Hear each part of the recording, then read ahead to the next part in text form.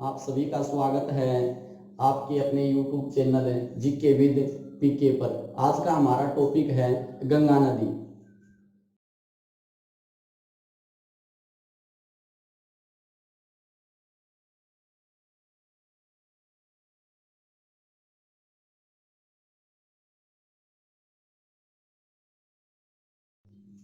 आज का हमारा टॉपिक है गंगा नदी। तो गंगा नदी का जो अपवा तंत्र है, भारत में सबसे बड़ा अपवा तंत्र है। तो हम पढ़ते हैं गंगा नदी। तो गंगा नदी का जो उद्गम स्थल है वो है गंगोत्री। गंगा नदी का उद्गम स्थल है गंगोत्री ग्लेशियर, उत्तराखंड।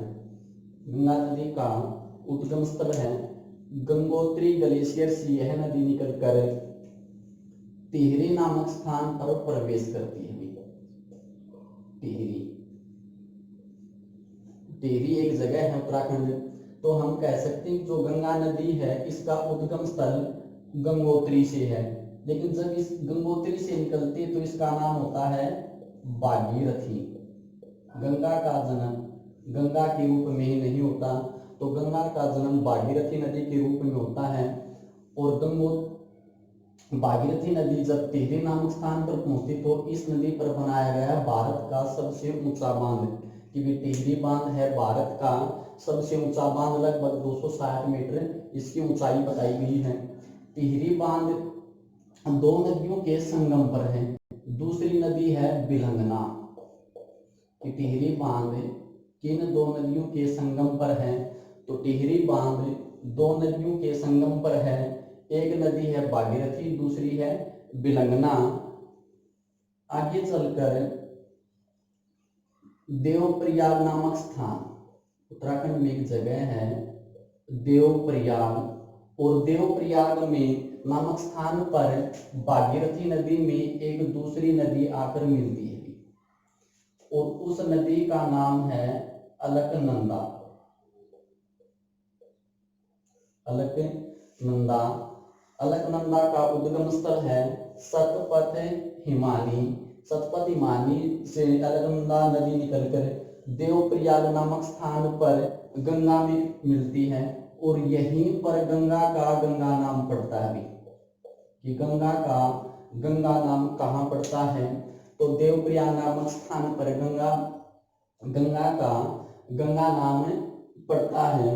और ये जो क्षेत्र है अलकनंदा उत्तराखंड वाला, यहाँ पर 5 प्रयाग प्रसिद्ध हैं। जिस प्रकार देव प्रयाग है इसी प्रकार यहाँ पर कर्ण प्रयाग है, विष्णु प्रयाग है। तो हम देखते हैं कि वो कौन कौन से प्रयाग हैं, कौन कौन सी नदियां वो आपस में प्रयाग बनाती हैं। तो यहाँ पर एक नदी आती है अलकनंदा में मिलती है, नदी का नाम है मंदाकिनी। नदी का नाम है मंदाकिनी। और वह स्थान जहाँ पर मंदाकिनी और अलकनंदा का संगम होता है उसे कहा जाता है रुद्रप्रयाग। उस स्थान को क्या कहा जाता है? उस स्थान को कहा जाता है रुद्रप्रयाग।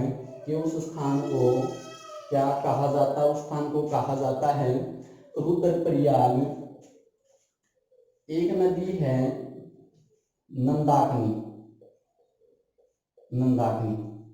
तो वह स्थान जहां पर नंदाकिनी और अलकनंदा का संगम होता उसे कहा जाता है नंदप्रयाग। उसे कहा जाता है नंदप्रयाग। अगली नदी है पिंडार। अगली नदी है पिंडार। पिंडार और अलकनंदा का जहां पर संगम होता है उसे कहा जाता है कर्णप्रयाग। कर्णप्रयाग। अगली नदी है धौली गंगा। अगली नदी है धौली गंगा। तो वह स्थान जहां पर धौली गंगा और अलकनंदा का संगम होता उसे कहा जाता है विष्णु प्रयाग। तो उत्तराखंड के 5 प्रसिद्ध प्रयाग हैं। तो बार बार पूछा जाता है कि भाई देवप्रयाग में किन दो नदियों का संगम होता है? तो देवप्रयाग में भागीरथी और अलकनंदा का संगम होता है। रुद्रप्रयाग में मंदाकिनी और अलकनंदा का संगम होता है। नंद प्रयाग में नंदाग्नि और अलकनंदा का संगम होता है। पिंडार और अलकनंदा का जहां पर संगम होता है उसे कहा जाता है कर्ण प्रयाग। जिस स्थान पर धौली गंगा और अलकनंदा आपस में मिलती है उस स्थान को कहा जाता है विष्णु प्रयाग। देवप्रयाग के बाद भागीरथी को गंगा कहा गया। तो आगे चलकर उत्तराखंड में एक प्रसिद्ध जगह है ऋषिकेश। उत्तराखंड की एक प्रसिद्ध जगह है ऋषिकेश। ऋषिकेश के बाद यह नदी प्रवेश करती है हरिद्वार। हरिद्वार में गंगा ने प्रवेश किया और पहली बार गंगा मैदानी भागों से प्रवेश भी कहां से करती है? तो मैदानी भागों में प्रवेश भी गंगा करती है पहली बार हरिद्वार। हरिद्वार से पहले यह नदी पर्वतीय क्षेत्रों में बहती है। हरिद्वार में आने के बाद यह पहली बार मैदानी भागों में प्रवेश करती है। हरिद्वार को पार करके यह नदी यूपी में प्रवेश करती है। हरिद्वार को पार करके आगे यह नदी यूपी में प्रवेश करती है। यूपी का शहर है कानपुर। यूपी का प्रसिद्ध शहर है कानपुर। कानपुर को उत्तर भारत का मानचेस्टर भी कहा जाता है, जो गंगा नदी के किनारे है। चमड़ा उद्योग के लिए प्रसिद्ध है। तो गंगा नदी सबसे ज्यादा प्रदूषित भी कानपुर में होती है। तो कानपुर गंगा नदी के किनारे। कानपुर के बाद अगला शहर है कन्नौज। यूपी में अगला शहर है कन्नौज। तो कन्नौज नामक स्थान है। यहाँ पर हिमालय की उत्तर की तरफ से इसमें एक नदी और आकर मिलती है और इस नदी का नाम है रामगंगा। बाईं ओर से गंगा में मिलने वाली पहली नदी कौन सी है? रामगंगा। कन्नौज नामक स्थान पर गंगा में मिल जाती है। और रामगंगा जो नदी है ये भारत का एक राष्ट्रीय उद्यान है जिम कार्बेट। तो जिम कार्बेट राष्ट्रीय उद्यान के मध्य से बहती है। क्वेश्चन आता है कि भी कौन सी नदी जिम कार्बेट राष्ट्रीय उद्यान को दो भागों में बांटती है? तो हमारा उत्तर होगा रामगंगा नदी। रामगंगा नदी और गंगा का संगम कहाँ होता है? तो कन्नौज नामक स्थान पर दोनों नदियों का संगम होता है। आगे चलते हैं। अगला शहर है गाजीपुर। अगला शहर है गाजीपुर। गाजीपुर नामक स्थान पर गंगा में एक नदी और आकर मिलती है। उस नदी का नाम है गोमती। उस नदी का नाम है गोमती। गोमती नदी का उद्गम स्थल है उत्तर प्रदेश जिला है। उत्तर प्रदेश राज्य में पीलीभीत जिला है और उस पीलीभीत जिले में एक झील है। उस झील से गोमती नदी का उद्गम स्थल है। तो गंगा की एकमात्र सहायक नदी जिसका उद्गम मैदानी भागों से होता है तो कौन सी नदी है? वो है गोमती। कि गंगा की एकमात्र सहायक नदी जिसका उद्गम मैदानी भागों से होता तो वो कौन सी नदी है? गोमती। और गोमती नदी के किनारे यूपी की राजधानी स्थित है। यूपी की राजधानी है लखनऊ। लखनऊ किस नदी के किनारे है? तो गोमती नदी के किनारे लखनऊ है। आगे चलने के बाद यह नदी इलाहाबाद या फिर हम कह सकते हैं प्रयागराज नामक स्थान पर प्रवेश करती है। भी इलाहाबाद या प्रयागराज नामक स्थान पर प्रवेश करती है। तो प्रयागराज नामक स्थान है, यहाँ पर तीन नदियों का संगम होता है। प्रयागराज में ये तीन नदियां आपस में मिलती हैं। एक गंगा है, एक यमुना है और एक बताई गई है सरस्वती। इलाहाबाद के बाद यह नदी बिहार नामक स्थान या बिहार राज्य में प्रवेश करती है यूपी को पार करके। तो इसमें एक नदी और आकर मिलती है। इसे कहा जाता है सरयू। सरयू को ही कहा जाता है शारदा। ये सरयू नदी है, शारदा नदी है। और अगली नदी है घाघरा। इस तरफ अपनी नदी है घाघरा। तो पहले घाघरा और सरयू नदी या शारदा नदी आपस में मिलती हैं और फिर ये घाघरा छपरा नामक स्थान पर गंगा में आकर मिल जाती है। और एक प्रसिद्ध शहर है भगवान राम की जन्मभूमि अयोध्या कि अयोध्या किस नदी के किनारे है, तो अयोध्या है सरयू नदी के किनारे। और सूर्यो को शारदा कहा गया है और काली नदी भी शारदा नदी को ही कहा जाता है। तो पहले शारदा और घाघरा आपस में मिलती हैं, फिर घाघरा छपरा नामक स्थान पर गंगा में मिल जाती है। और गंगा की सबसे बड़ी सहायक नदी है कि गंगा की सबसे बड़ी सहायक नदी कौन सी है, तो गंगा की सबसे बड़ी सहायक नदी है घाघरा। अगली नदी है गंडक।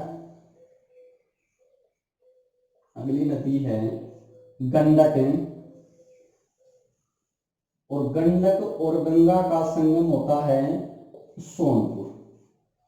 गंडक और गंगा का संगम होता है सोनपुर बिहार, जहां पर पशुओं का सबसे बड़ा मेला लगता है। तो गंडक और गंगा का संगम कहाँ है, सोनपुर।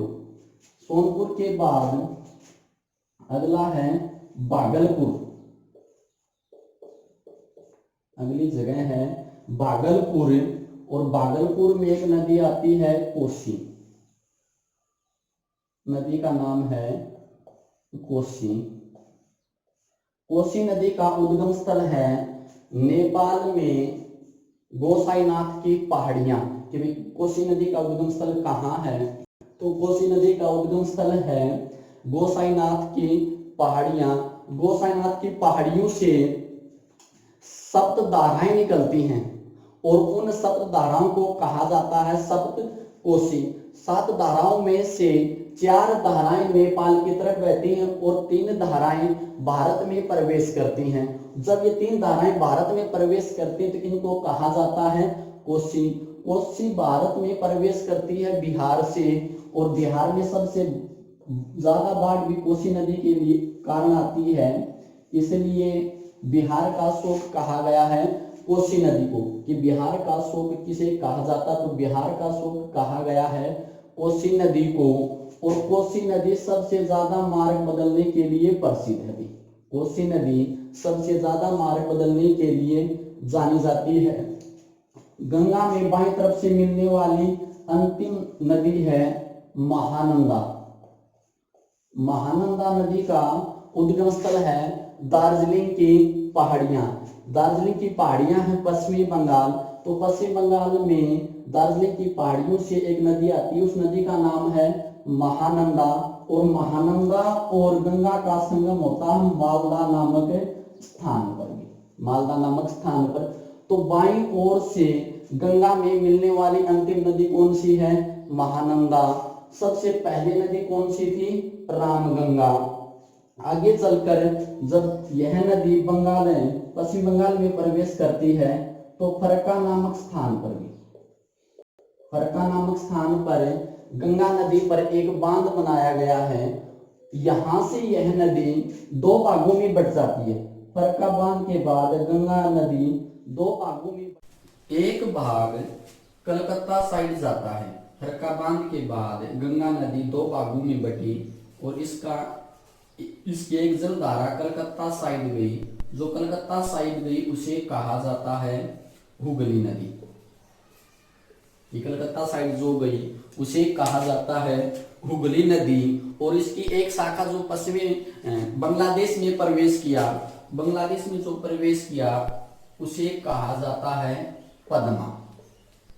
ये गंगा को बांग्लादेश में किस नाम से जाना जाता है, तो गंगा को बांग्लादेश में पद्मा के नाम से जाना जाता है।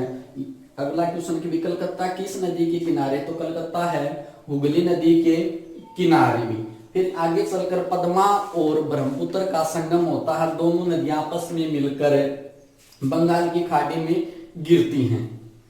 अब हम देखते हैं कि भाई ये तो होगी गंगा में बाईं तरफ से मिलने वाली सहायक नदी। अब देखते हैं दाईं तरफ से मिलने वाली गंगा की प्रमुख सहायक नदी कौन कौन सी है। तो उत्तराखंड में एक जगह है यमुनोत्री। जिस प्रकार गंगोत्री है इसी प्रकार उत्तराखंड में एक जगह है यमुनोत्री। तो गंगोत्री से जो नदी निकली उसे कहा जाता है गंगा, और यमुनोत्री से जो नदी निकलती है उसे कहा जाता है यमुना। तो यमुना नदी का उद्गम स्थल कहाँ है? तो यमुना नदी का उद्गम स्थल है उत्तराखंड में यमुनोत्री नामक स्थान। तो उत्तराखंड के बाद यमुना नदी हरियाणा में प्रवेश करती है यमुनानगर से। यमुनानगर प्रवेश करने के बाद करनाल, पानीपत, सोनीपत के बाद यह दिल्ली में प्रवेश करती है। हरियाणा की पूर्वी साइड साथ बहने के बाद दिल्ली में प्रवेश करती है। तो दिल्ली यमुना नदी के किनारे बसा हुआ शहर है कि भाई दिल्ली किस नदी के किनारे है? तो दिल्ली है यमुना नदी के किनारे, और दिल्ली में जाकर यमुना में गंदगी बहुत ज्यादा मिला दी जाती है, तो इसलिए कहा जाता है खुला नाला। कि किस भारतीय नदी को खुला नाला कहा गया है? तो खुला नाला कहा जाता है यमुना नदी को। दिल्ली पार करने के बाद यह नदी पुनः हरियाणा में प्रवेश करती है, फरीदाबाद के बाद पलवल के बाद प्रवेश करती है यह यूपी में। और यूपी में एक जगह है मथुरा। यूपी में एक जगह है मथुरा। मथुरा किस नदी के किनारे है? तो यमुना। मथुरा के बाद यह आगे बढ़ती और अगला शहर आता है आगरा। अगला शहर आएगा इटावा। और फिर यह नदी प्रयागराज या इलाहाबाद में गंगा की सहायक नदी हो जाती है। तो गंगा की सबसे लंबी सहायक नदी कौन सी है? यमुना। और गंगा की सबसे बड़ी सहायक नदी कौन सी है? घाघरा। गंगा की सबसे बड़ी सहायक लंबी नदी, इस गंगा में मिलने वाली सबसे लंबी नदी कौन सी है? तो गंगा में मिलने वाली सबसे बड़ी लंबी सहायक नदी है यमुना। और यदि पूछे बड़ी पानी की मात्रा के आधार पर तो उत्तर होगा घाघरा। अब देखते हैं इसमें और कौन कौन सी नदियां हैं जो यमुना में मिलती हैं। तो मध्य प्रदेश में एक जगह है, मध्य प्रदेश में पहाड़ियां हैं जानपावा की पहाड़ियों से एक नदी निकलती है कि मध्य प्रदेश में जानपावा की पहाड़ियों से एक नदी निकली, और इस नदी का नाम है चंबल। तो चंबल नदी का उद्गम स्थल है जानपावा की पहाड़ी मध्य प्रदेश से निकलने के बाद चंबल नदी राजस्थान में बहती है। कोटा चंबल नदी के किनारे है। राजस्थान को पार करने के बाद यह यूपी में प्रवेश करती है और इटावा नामक स्थान पर यमुना में मिल जाती है। तो यमुना किसकी सहायक नदी है? गंगा की। और यमुना की सहायक नदी कौन सी है? चंबल। तो यमुना की सबसे बड़ी सहायक नदी कौन सी है? चंबल। और चंबल नदी जिस क्षेत्र से बहती है वो क्षेत्र प्रसिद्ध है बीहड़ के लिए, चोर डाकू के लिए वो क्षेत्र बहुत प्रसिद्ध था प्राचीन समय में। इसमें एक नदी आकर मिलती है चंबल में बनास। राजस्थान अरावली क्षेत्र से एक नदी आती है बनास। तो बनास सहायक नदी है चंबल की। और चंबल में ही मध्य प्रदेश से एक नदी आकर मिलती है जिसका नाम है सिपरा उज्जैन। बहुत प्रसिद्ध नदी है सिपरा कि भी भारत में जो कुंभ का जो मेला लगता है मध्य प्रदेश उज्जैन नामक स्थान पर, कि उज्जैन किस नदी के किनारे है? तो उज्जैन है सिपरा नदी के किनारे। और सिपरा किसकी सहायक नदी है? तो सिपरा किसकी सहायक नदी है? चंबल की। और चंबल किसकी सहायक नदी है?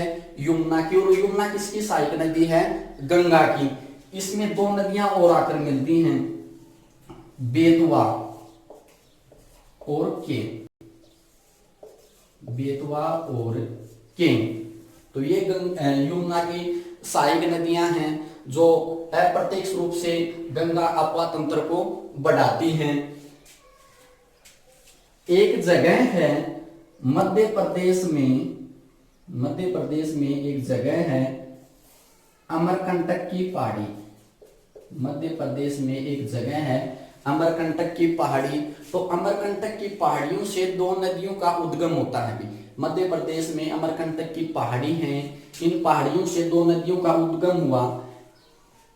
एक उत्तर की ओर बहती है, एक बहती है पश्चिम की ओर। एक स्थान से दो नदियों का उद्गम होता है, एक पश्चिम दिशा में बहती है, एक उत्तर दिशा में बहती है।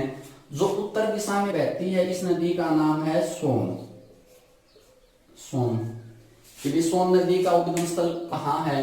तो सोन नदी का उद्गम स्थल है अमरकंटक की पहाड़ी, मध्य प्रदेश। तो यह सोन नदी दक्षिण से चलकर उत्तर की ओर बहती है और बिहार पटना नामक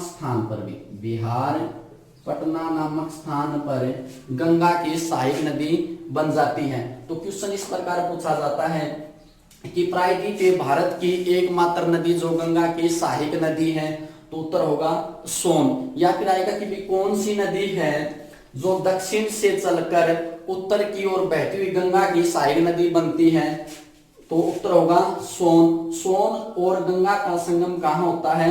पटना।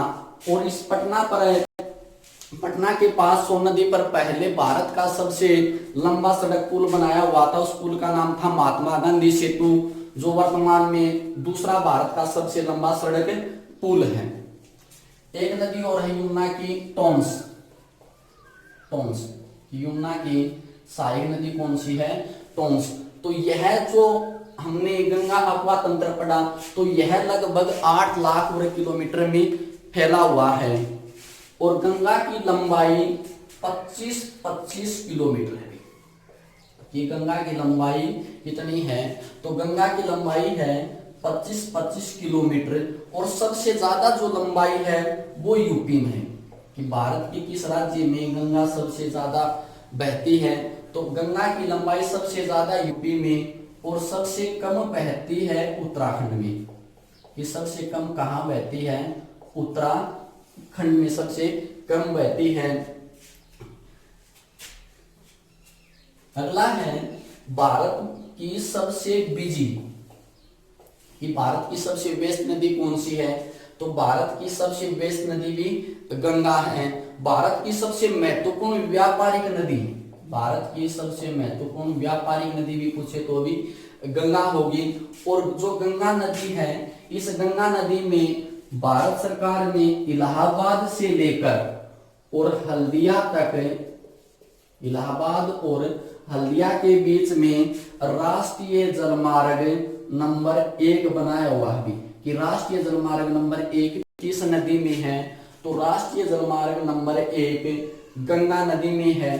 कहां से लेकर कहां तक है? इलाहाबाद और हल्दिया तक। वीडियो देखने के लिए आप सभी का बहुत बहुत धन्यवाद। आशा करता हूं कि पढ़ाया हुआ आपको समझ में आया होगा।